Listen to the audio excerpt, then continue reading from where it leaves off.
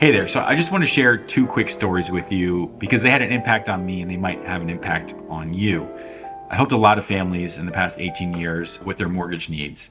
And there's two situations that really kind of stuck with me and showed me some of the benefits about having a life insurance policy, which is why I have our special guest here today. And I think you'll get a lot of value out of this video if you stay with it. So I'll cut out a lot of details in these stories and kind of give you just the big overview and the meaning behind them.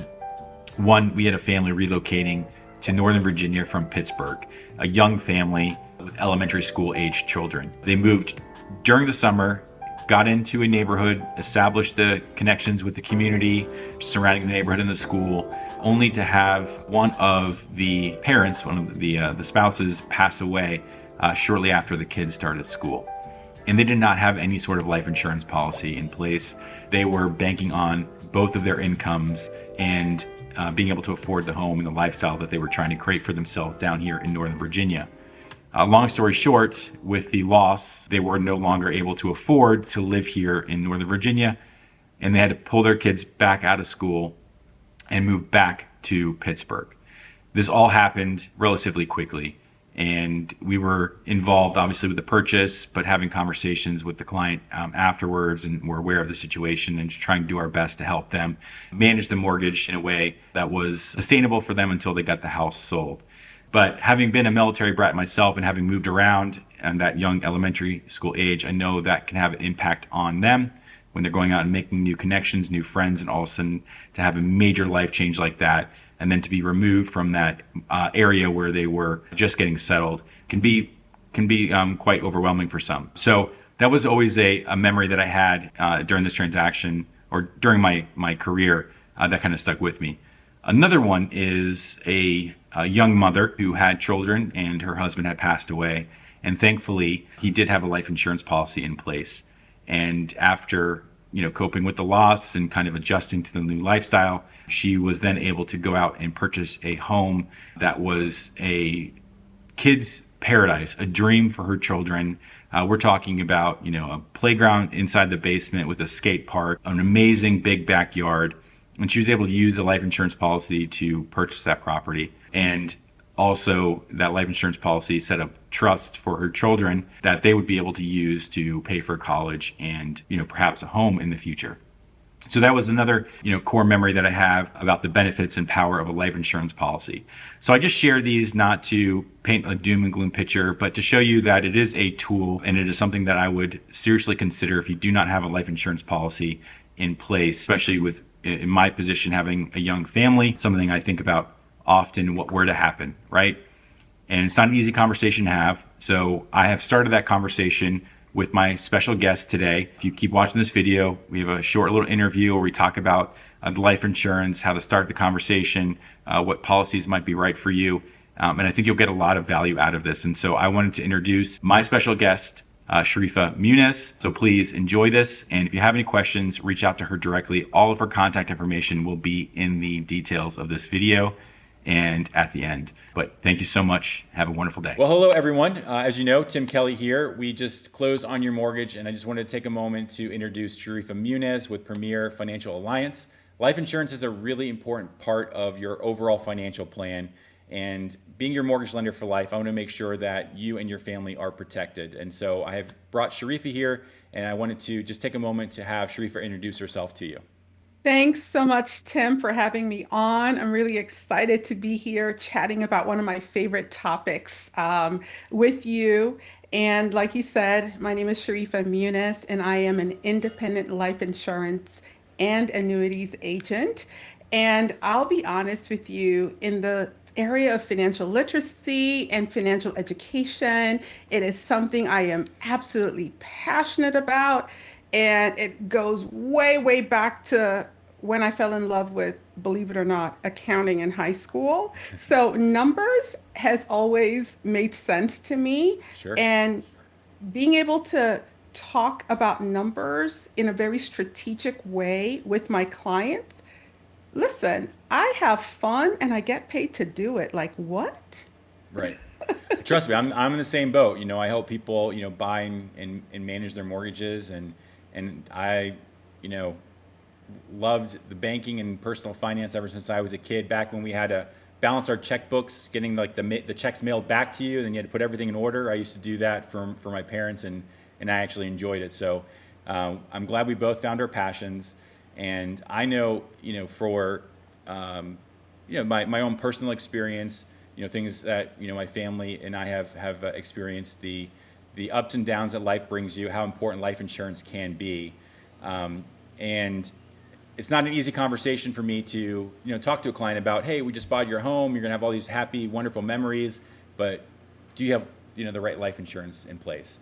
So it doesn't really transition well. So I'm glad that we can have this conversation and start that conversation with clients, and so perhaps they can be you can be a resource to them. But I just wanted to kind of to start the conversation, because it is a difficult subject to talk about.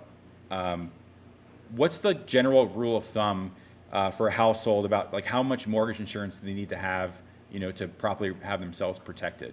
Is there any general rule that people should be looking towards? Okay, so before I answer that question, I do want to, just make a comment regarding, what you said about life insurance not always being, the easiest topic Right. to talk about. And I really do feel it's important to normalize that conversation.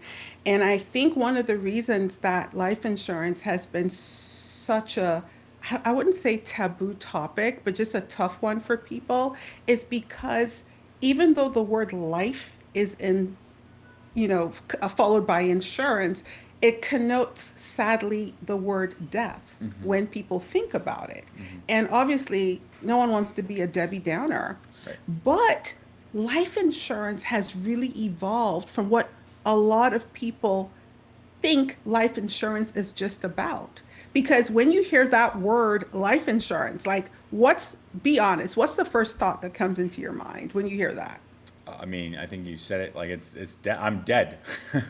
You know what I mean? So, but the reality now is that life insurance is coverage that you don't have to die to use. Mm-hmm. Life insurance is really about living your best life now. Mm-hmm.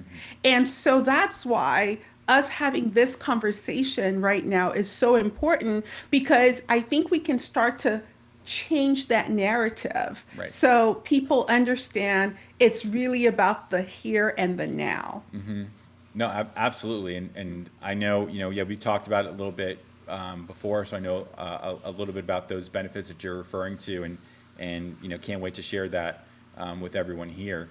It Absolutely. definitely is a taboo topic, and I think you know at different stages in your life, it does become a little bit easier to discuss or make sure that your family is protected. But is there a general rule of like how much coverage they need? I know most people get insurance through their work, but from what I understand, that's typically not enough or the right type of coverage. Is that correct? Right. So going back to your question, so in terms of the general rules, so pretty much for everyone, it's definitely not a one size fits all, because you have individuals who have like the more steady paychecks versus people who may be commissioned and it's not, you know what I'm saying, Mm-hmm. always steady. But what I typically look at when determining how much life insurance a person needs is I typically determine, first of all, are they homeowners? If they're homeowners, how much of a mortgage balance do they have on that home? Because that is something that they have to make sure that no matter what happens, they can cover and take care of, Mm-hmm. right? I also take a look at any other debts they may have, like student loan debts, credit card debts, things of that sort. Also, again, come into play to make sure that no matter what, that can be covered. Another thing, do they have kids? If they have kids, we also look at the fact that, hey, they're probably want those kids to have the option to go to college. Right. And if they want the kids to have an option to go to college, we also build in a cushion to allow that to happen, right? Mm-hmm. And then finally, one of the other things I look at is the income. How much income does that person make? Whether the person is a salaried or a commissioned person, the multiplier might be a little bit different, but we do take into consideration that because, again, in case anything happens, we want to make sure that that person's income can be comfortably replaced. Right. No, I mean, those are all, very important. I know, from the story I shared in the beginning of this, I've had clients who've experienced, the hardship of losing someone, just after purchasing on a home and not having that insurance in place where they could have perhaps paid off the mortgage and not have to, uproot the family yet again, due to the financial loss. I mean, it has a big impact overall. On not just your finances, but your mental health and everything when you do experience that loss, then go through something, some of these hard financial times. I mean, you kind of transitioning more to some of the biggest myths you hear. I know you were kind of alluding to it a little bit earlier, about there are some living benefits that you can take advantage of. Is there any other, myths or misconceptions about life insurance that, we can, quickly dispel here? Well, I feel like living benefits is probably one of the biggest myths and misconceptions, which is the fact that right now there is life insurance that exists, which means that in the case of whether it's a terminal illness, a chronic illness, a critical illness, critical care, and even Alzheimer's, now those are reasons that can trigger a life insurance policy. And to really put that into perspective, having listened to your story, you can imagine I have countless stories as well. There is, one of our clients who pretty young, in her 30s, a few years ago, was diagnosed with stage 2 breast cancer. Now, that is not something anyone would ever plan for, especially at that age. Right. But guess what? She and her husband had literally just purchased their dream home. And they had a balance on the home. And the first thing she thought about was like, oh no, we can't lose the house. Right. Right? And sadly, stage 2 breast cancer, it's not considered terminal, so it's not like a sad thing, but at the same time, most insurance companies will not pay out for something that is not terminal. But because there are coverages like the one I'm alluding to with the living benefits, where it doesn't have to be terminal, it could be critical, it could be chronic, she was able to qualify to be able to tap into her life insurance. So she tapped into half of her life insurance policy and she got a check. And the first thing she did was she paid off her mortgage. She paid off her mortgage and that gave her peace of mind. Right. And then she was able to take the rest of the funds that she got to replace her income for the year so she could focus on her health, like you talked about mental health, Yeah. focus on her healing. And girlfriend is cancer free right now. And great. guess what? Her mortgage is completely paid off too. That's amazing. I mean, those are the kind of stories you love to hear, and I think it's something that's so underrated. People are starting to kind of catch wind, but your mental health, how you deal with stress in these types of situations can have a big impact on how quickly you recover from things, and if you're just able to recover at all. And I think that's one thing that I know. Personally, and I've done a lot of research on this in the past. Like, we all are affected by cancer, either us as individuals or someone that we know, and having that in place is amazing, for her, and so glad to hear the positive outcome. And I think that's depending on what you do for work and living. I know for people like me that are in sales or commission, yeah, if you're hit with something like that or a chronic illness, like having something to kind of replace your income can be, life-saving in itself. And that's really, something I would love for people to discuss with you if they're in that situation or they have kids and certain, lifestyles and expenses they have to kind of maintain. And it goes down to, I think, the last question I want to ask, which is like, from your experience, I mean, when do people usually wish they had gotten life insurance? It seems like it's always after the fact, But what's your thought? Sadly, people, a life event happens and then all of a sudden they realize, oh gosh, they wish they had it. But the younger you are, the better. Right. A lot of my families and, parents and grandparents that I work with, Hmm. I actually tell them to get life insurance for their babies as soon as they're born. So that's how early You get it. I Yeah. encourage people to get life insurance because it'll never be cheaper than when you're a baby, Yeah. right? Sure. So the younger you are, and then obviously, you want to lock in your age, lock in your good health, Hmm. and talking about some misconceptions like you had asked earlier, a lot of people are so comfortable with the fact that, hey, I have life insurance through my job. But the reality of it is, the life insurance you have through your job, the majority of it is term insurance, which is temporary insurance, Hmm. and it's only good for while you are at the job. Yeah. And coverage wise, it might cover, depending on the company, maybe two, maybe three times if you're lucky, or four Hmm. times your salary, possibly, depending on the company. But as soon as you are no longer working there, you Gone. don't have coverage. Yeah. And so, what's going on with the economy right now, especially with a lot of the job turnovers that have been happening over the past year. So I think a lot of people are starting to realize that, shoot, they don't have life insurance.